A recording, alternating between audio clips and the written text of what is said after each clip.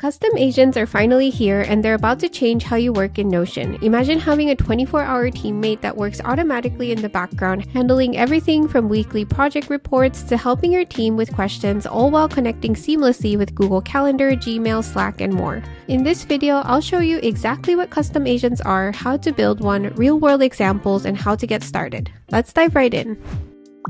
Custom agents are like your Notion agent that acts as your assistant in your workspace, but it works without you having to prompt it. This means it can react to certain workspace events, like new tasks getting added. It can be scheduled to act in regular cycles, and it can also be a handy Q&A chat assistant for everyone in your workspace. Let's first go over how to create a custom agent. To create custom agents, you can go to the left-hand sidebar and then you'll be able to click plus to add a new agent. So here I can either create one using this chat here, or I can get started with a template as well, or I can also use a blank setup to get started. So I'll show you both ways. Here I could ask it to create a help desk for people in my workspace to find company-wide information, and then I can click enter and it's gonna start creating that custom agent. So as you can see, it's created this custom agent here, Workspace Help Desk Agent, and what it does is it helps people in your workspace find company-wide information by searching through Notion Workspace, summarizing answers clearly, and so on. You can see on the right hand side the settings that it created. So it basically works when you mention the agent, or you can start a new chat with the Workspace Help Desk. You can see the instructions. So the instructions basically work similarly to a Notion page. You can see that I can type in it. I can even type / to add different block types, sort of configure it. So this part is a little bit like the Notion agent itself with the instructions page, but this provides instructions only for this custom agent. After that, you'll see the tools and access. So what can the agent use? You can turn on web access if you wanted to be able to also search the web. It can also see pages specifically. So if you want, you could even turn this off and then add only specific pages so that you get information clearly about the materials you want to reference. And then for model, you can choose which one it should use. And then finally, the allow list URLs allows you to bypass the confirmation that the custom agent might need in order to access certain URLs. So you could add those here. So those are the basic settings. If you click add trigger, you'll be able to see all of the different kinds of triggers that you can add for these agents. One of the biggest ones is, of course, the one where you can trigger it on a schedule. Instead of previously having to prompt the agent to do things, you can just simply set it automatically so that it does all of these actions. You can also set it for Slack. So if a message is posted in Slack, it can do things like reply to the message with an answer using your Notion workspace. You can see all the Notion options.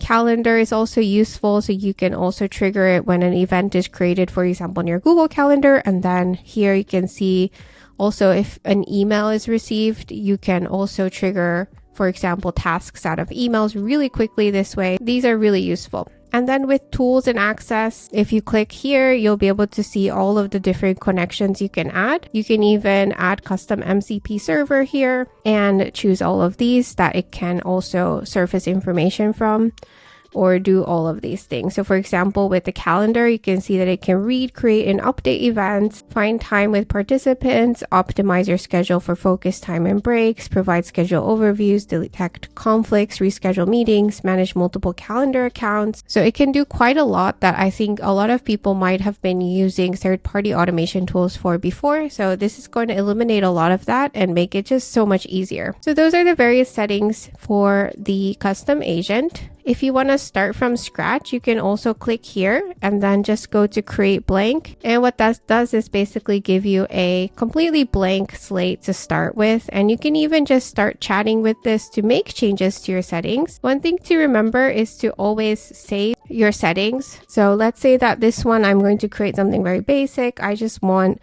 to add a trigger on a schedule that is weekly and add that. And then I can type in here instructions. I want the agent to surface the tasks I should do for that week based on my workspace.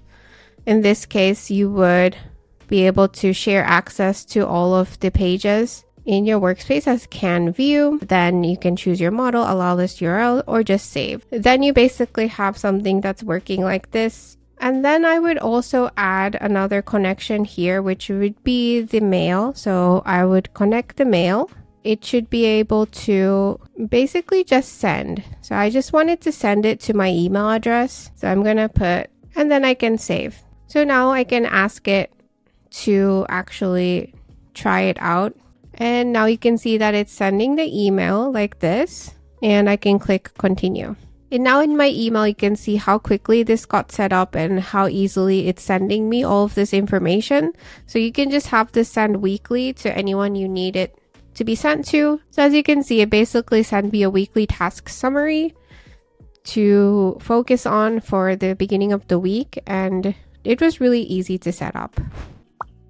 Next, I wanted to go over a few more settings in here. So if I go to the share, you'll notice that there are some share settings that you can configure for your custom agent, and that is that you can do can edit, can view and interact, or full access. So full access means that the person is able to edit the settings, interact, get notified, and share the agent with other people. Can edit means that they can edit the settings and interact with the agent. And then can view and interact means that they can view the settings and interact anywhere the agent is accessible. So if you do can view and interact, that means that they won't be able to edit any of the settings. So this could be useful for company-wide custom agents so that you don't have people changing the setting. And one other thing I'll note is that the person who you share this with must be a member in your workspace for them to be able to actually chat and use the custom agent. Another cool thing about this is that, for example, if you have two different departments where, let's say that the development team has a database that's private, but other people in the workspace are able to use a custom agent to surface information about that database without having actual access to the database. In that way, you can keep things separate and even create these kind of Q&A chats that are specifically configured to certain private databases too. Next, let's go over some useful examples. So I've already showed the help desk, but this one is configured completely, so I can show you an example of that. Basically, what it does is that when there's a new chat with the help desk or when the agent is mentioned in Notion, it's going to answer questions by referencing our company wiki. So you can see that it references Team Wiki page, basically helps people who are in the organization find information for things like policy. And here I've removed web access since I only wanted to access that Team Wiki.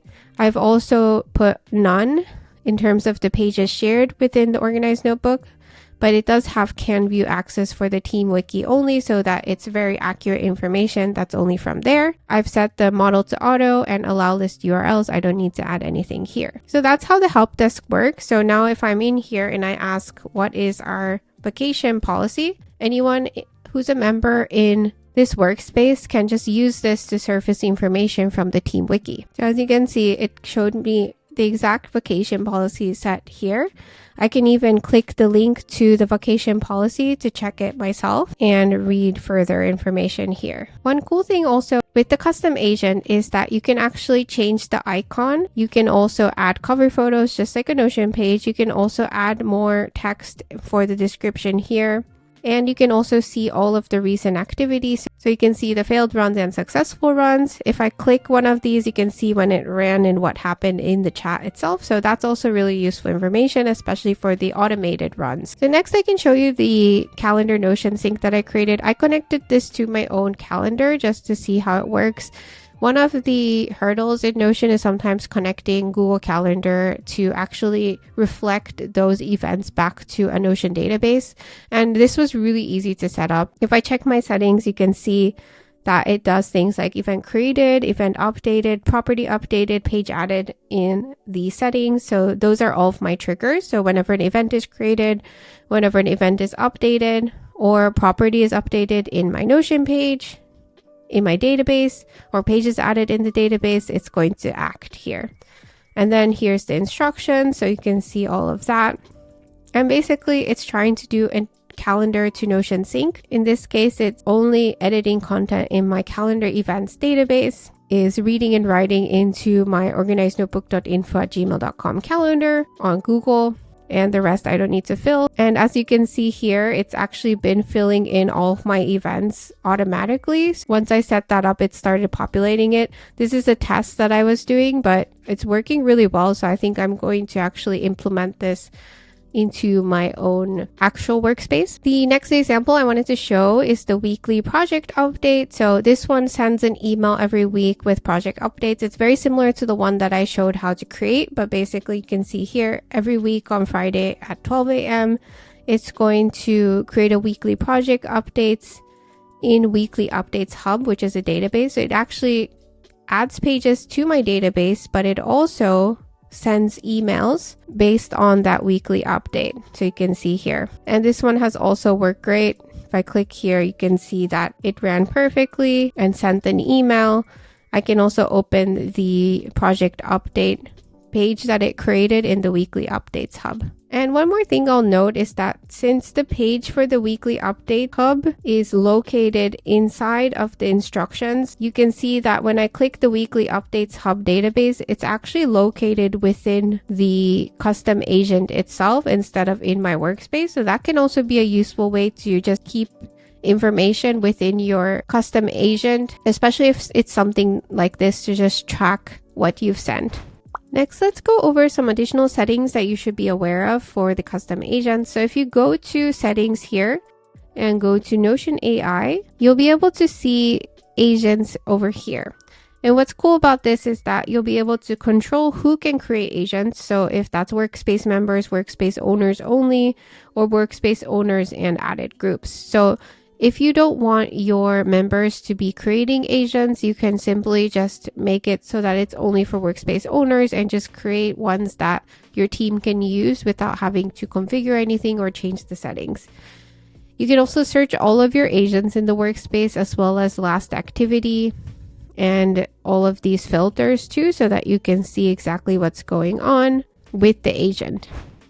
I also wanted to touch a bit about the pricing for this. So this is available only to those with business and enterprise plans. And until May 4th, it's basically an exploratory period where you can use this as much as you want just to see how it works and how it fits into your workspace. And from May 4th, it's going to be based on credits that you can purchase. Your usage takes up those credits and you can choose how many you want to have per month in terms of the workspace credits. Thank you so much for watching. Let me know how you're planning to use custom agents. I think this brings the AI capabilities in Notion to a whole nother level. I may do more deep dives on this in the future, so stay tuned and I hope to see you all in the next video.